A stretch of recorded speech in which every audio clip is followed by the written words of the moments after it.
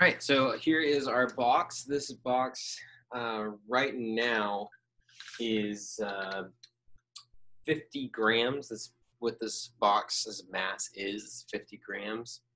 And so what I'm going to do is I'm going to take this 50 grams, and this is part of our experiment. I'm going to be pulling it, and it's going to have a constant velocity. The velocity is going to be the same the entire time. I'm just going to pull it like so. And that is going to cause the spring scale to adjust, telling me how much force is being exerted, okay? So here is what we have.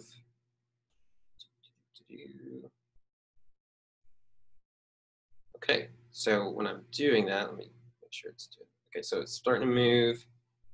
There we go. I'm seeing it. All right, so the spring scale notched right there. So that's how much force was being applied. That's how much force was needed to pull this, which is on the scale, it's 0 to 25. So every single tick mark is going to be 5 hundredths. So that was 500 newtons. So a 500th newtons was applied to force at that time. So I'm going to go ahead and write that down. So trial 1. So this is trial 1. Trial 1. Okay. And this is, it was how many newtons? Well, 500 newtons. So that's trial 1, trial 2, and then we'll do trial 3. Oops, that should be right here. Whoops. Trial 1, 2, and 3. It's okay, it's sloppy. I'll get it in the chart, making it look nice and neat here in a second. Okay, so this is where we have just the box. And the box's mass here is 50 grams, so it's an empty box. Empty box, which is 50 grams. Okay, so that was 5 hundredths of 1 newton, so 500 newtons, 5 hundredths. All right, so here's my trial 2. Okay. All right, so the force applied was the same. It was 5 hundredths. So just in order to get some reliability, that's what I'm trying to do. Just trying to make sure that I want it to be close to being the same each time.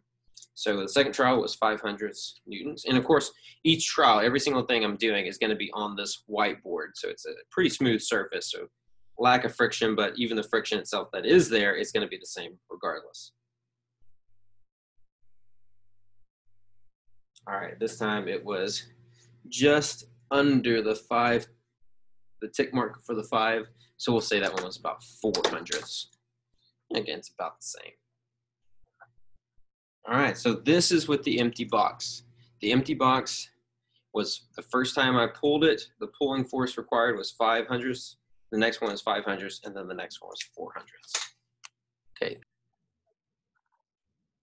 All right, so now I'm adding 50 grams. So I've weighed the mass of these cards. This is 50 grams, and I'm adding it to this. Now notice that the volume of this box is still the same, right? I have not changed the volume. It's the same box, same space it's taking up. I've just added 50 grams worth of mass to it. So I'm going to get it in the same spot. It's on the same plane. It's on the same smooth surface. It's there. And I'm using the same spring scale. Everything's the same as the last one. The only thing that's changed is that I've added 50 grams of mass to this. So that's 50 grams plus the original 50 grams. So that's 100 grams in all.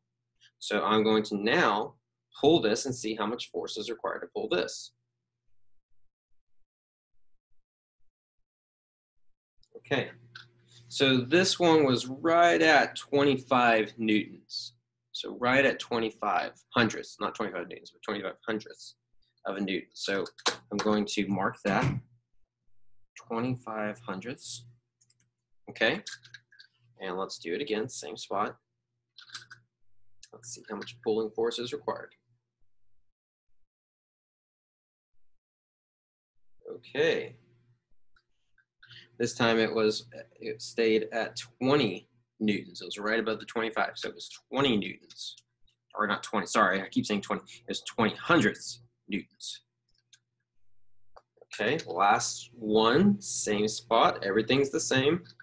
Just doing again, testing it multiple times to increase reliability.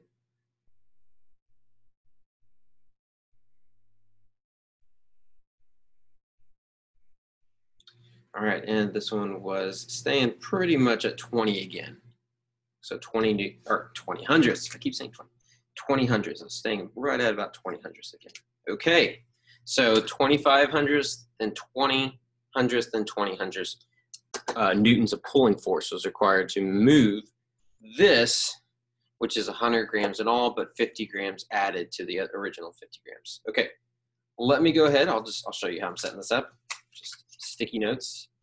I'm going to go ahead. This is now going to be the last part of the experiment, where I'm going to add 100 extra grams, add 100 grams.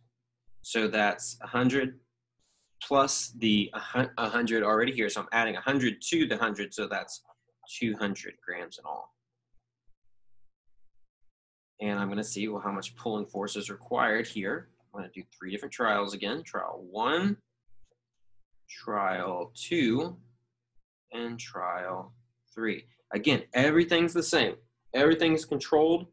That is, everything else is the same except my variable. My variable here is the mass being added. The variable is only the mass. Everything else is the same. Same spot each time.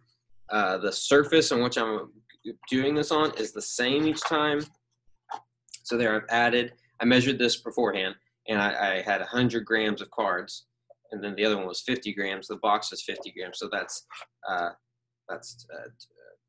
200. I can add 200 grams altogether. Okay, it's at the same spot. Okay, same spot, same surface, the same volume. The volume of the box is the same. It's the same spring scale. The only thing that's changed is the mass. So let's see how much force is required here.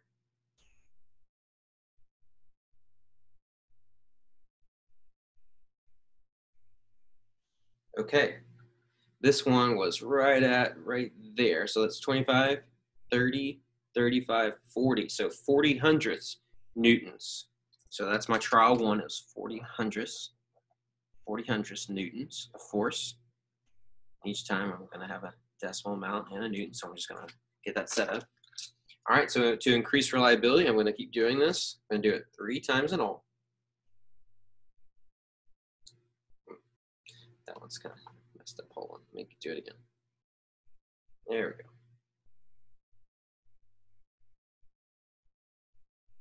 All right, so this time it was just right above the 50, so that's 45 newtons, 45 hundredths newtons. So 45 hundredths. And let's do it one more time.